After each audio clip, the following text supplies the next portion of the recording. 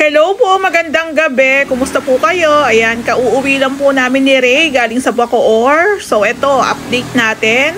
Yung ibang mga nag-i-inquire sa amin, hindi pa tumutuloy. Bakit kaya? Ayaw nyo pa niyan, yung pinaka-contractor nyo gumagawa rin. Tapos hands-on din sa lahat ng projects.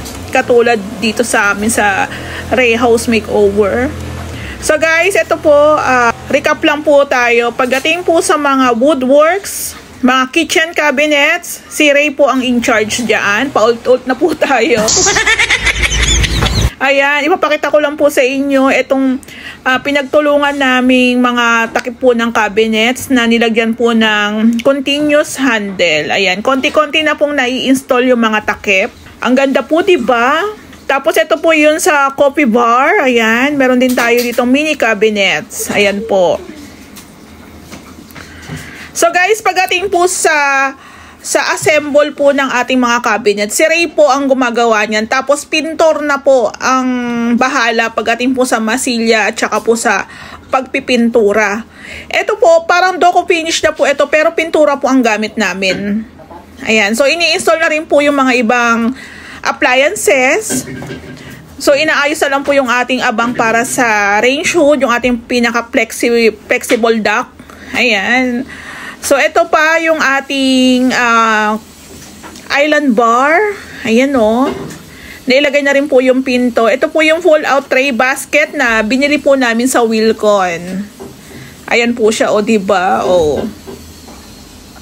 So guys, yung ginamit namin dyan na concealed hinges, Armstrong po yun, soft close. Nasa 100 plus po yun. So, merong nagko-comments na maganda daw yung Happily. Actually, maganda naman po talaga ang Happily. Pero kasi kanya-kanya po tayong brand na ginagamit. So, dito po, since natapos na po yung mga abang para sa daluyan ng tubig ng ating aircon, so, yung mga itatiles pa, tinatapos na rin po siya. Ayan. Yung mga part na hindi pa natapos po, tinatapos na kasi okay naman na dahil nagawa na po yung ating gate. Ayan. So, tapos na. Yung pinaka drainage na lang po ang itatiles dyan. Ayan o. Nasaraduhan na po yung part na to na hindi pa na-tiles nung mga nakaraang linggo. So, maglalagay din po tayo dyan ng drainage. Gagawan din po siya ng yung pinaka square bar niya o bakal na drainage. Tapos dito po sa dirty kitchen, ito na po, in-install na rin po ni Kuya Bok yung ating grills. Ayan. Dito po meron pa tayong ilalagay na sliding door. Baka po bukas Saturday ma-install na. So, discarded na po ng ating welder kung paano po yan. So, abangan na lang po natin. So, guys, unti-unti na rin po namin ini-install yung mga appliances. Katulad po nitong ating range hood. Ayan. So, pati po sa pag-i-install ng mga accessories, si Ray din po ang in-charge dyan. Kaya kung kami po yung magiging contractor nyo, wala po kayong magiging problema. Kasi hindi lang po kami basta lang update, basta lang po video, gumagawa rin po si Ray. Ayan. So, hindi rin po talaga madali ang kitchen cabinets kasi maraming gagawin. Sa cutting pa lang po, maraming tools na ang gagamitin. Tapos, yung mga takip pa ng cabinets, pagliliha, pagmamasilya, pagpipintura. Tapos, i-install mo pa yung mga accessories na ilalagay dyan. So, naglagay din po kami ng ilaw dyan na yan. 3 pin lights. Tricolor din po yan.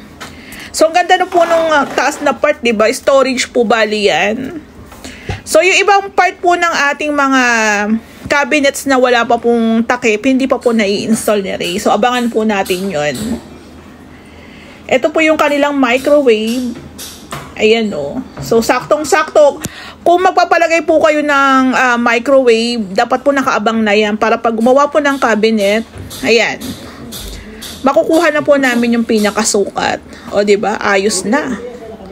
Konti na lang po ito, baka by Monday na po kami magtuloy kasi bukas Saturday update po tsaka pasahod. So Monday po ulit. Konti na lang naman yan, halos patapos na. Ayan o.